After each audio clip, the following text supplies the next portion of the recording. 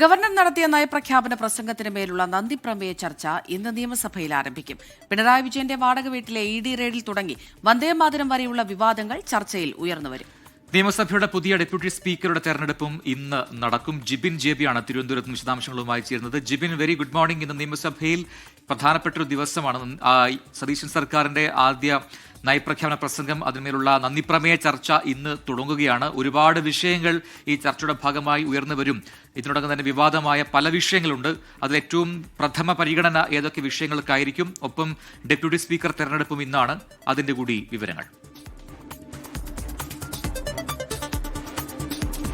Good morning president Amrita. അത് തന്നെയാണ് കാരണം ഇന്ന് ഗവർണർ നടത്തിയ നയപ്രഖ്യാപനത്തിന്മേലുള്ള നന്ദിപ്രമേയ ചർച്ചയാണ് ഇന്ന് പ്രധാനമായും നിയമസഭയിലുള്ളത്. അതുമാത്രമല്ല, സമകാലിക വിഷയങ്ങൾ പ്രതിപക്ഷം ആരോപണങ്ങളായി ഉയർത്താനോ അല്ലെങ്കിൽ പ്രത്യേക ശ്രദ്ധ ചെലുത്താനുള്ള ഒരു സാധ്യത കൂടി കണക്കാക്കപ്പെടുന്നുണ്ട്. പ്രത്യേകിച്ച് കഴിഞ്ഞ സഭ ചേർന്ന സമയത്ത് ഗവർണറുടെ നയപ്രഖ്യാപനം നടത്തിയ ദിവസം ഉണ്ടായ പ്രശ്നങ്ങൾ, പ്രത്യേകിച്ച് വന്ദേമാതരം മുഴുവനായി ആലപിച്ച സംഭവങ്ങൾ, അതിനെതിരെ CPM തന്നെ രംഗത്ത് വരുന്ന സാഹചര്യമുണ്ട്. ഇക്കാര്യങ്ങളൊക്കെ തന്നെ ഇന്ന് ചേരുന്ന നിയമസഭയിൽ ചർച്ചയാകുമെന്നുള്ള കാര്യം ഉറപ്പാണ്. അതുമാത്രമല്ല, ഭരണപക്ഷം ഇത്തരത്തിൽ ആരോപണങ്ങൾ ഉന്നയിക്കാനുള്ള സാധ്യതയുണ്ട്. പ്രത്യേകിച്ച് കഴിഞ്ഞ ദിവസം സ്കൂൾ കെട്ടിടം തകർന്നു വീണ സംഭവത്തിൽ ഉൾപ്പെടെ BJPയും അതുപോലെ തന്നെ കോൺഗ്രസ് പ്രതിരോധം തീർക്കാനുള്ള ഒരു സാധ്യത കൂടി ഇന്ന് സഭയിൽ ഉണ്ടാകാനും സാധ്യതയുണ്ട്. മറ്റൊരു കാര്യമെന്ന് പറയുന്നത്, ഇന്ന് നടക്കുന്ന ഡെപ്യൂട്ടി സ്പീക്കർ തിരഞ്ഞെടുപ്പാണ്.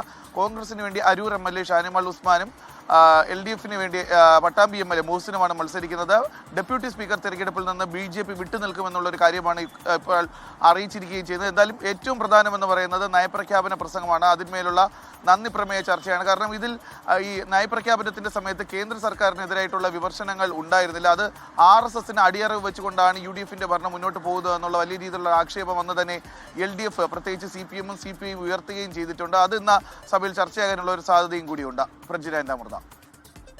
ഒപ്പം ഈ ഡെപ്യൂട്ടി സ്പീക്കർ തെരഞ്ഞെടുപ്പുമായി ബന്ധപ്പെട്ട വിവരങ്ങൾ, അതിലിപ്പോൾ UDFഉം LDFഉം സ്ഥാനാർത്ഥികൾ നിർത്തിയിട്ടുണ്ട്. ഒന്ന് ഷാനിമോൾ ഉസ്മാനും മറ്റത് മുഹമ്മദ് മൂസിനുമാണ്. BJP മത്സരരംഗത്തില്ല എന്ന് അറിയിച്ചിട്ടുമുണ്ടല്ലോ. അതിന്റെ കൂടി വിവരങ്ങൾ, അത് എപ്പോഴായിരിക്കും ഇന്ന് സഭയിൽ നടക്കുക, നടപടിക്രമങ്ങൾ?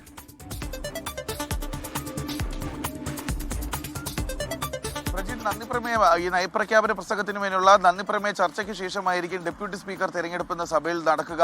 ഈ സഭയിൽ നടക്കുന്ന സമയത്ത് കോൺഗ്രസിന് വേണ്ടി പ്രത്യേകിച്ച് UDFന് വേണ്ടി മത്സരിക്കുന്നത് അരൂർ MLA ആയിട്ടുള്ള ഷാനിമോൾ ഉസ്മാനാണ്. അതുപോലെ LDFന് വേണ്ടി പട്ടാമ്പി MLA ആയിട്ടുള്ള മുഹസിനാണ് മത്സരിക്കുകയും ചെയ്യുന്നത്. പക്ഷേ BJP ഡെപ്യൂട്ടി സ്പീക്കർ മത്സരത്തിൽ നിന്ന് വിട്ടു നിൽക്കുമെന്നുള്ളൊരു കാര്യമാണ് അറിയിച്ചിരിക്കുന്നത്. അവർക്ക് സ്ഥാനാർത്ഥിയില്ല. അത് മാത്രമല്ല, അവർ വോട്ട് ചെയ്യാനുള്ള ഒരു സാധ്യത കൂടി കണക്കാക്കപ്പെടുകയും ചെയ്യുന്നില്ല. എന്തായാലും മത്സരം നമുക്ക് നിലവിലുള്ള ചിത്രം അനുസരിച്ച് സ്പീക്കർ തെരഞ്ഞെടുപ്പിലുണ്ടായ അതേ സാഹചര്യം തന്നെ ഇവിടെ ഉണ്ടാകുമെന്നുള്ളൊരു കാര്യം വ്യക്തമാണ്.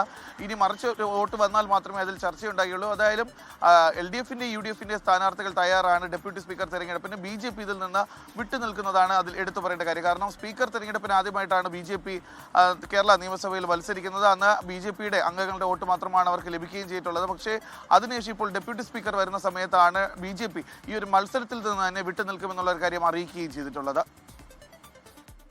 ശരി, ജിബിൻ JB ആണ് തിരുവനന്തപുരത്ത് നിന്ന് വിശദാംശങ്ങൾ നൽകിയത്.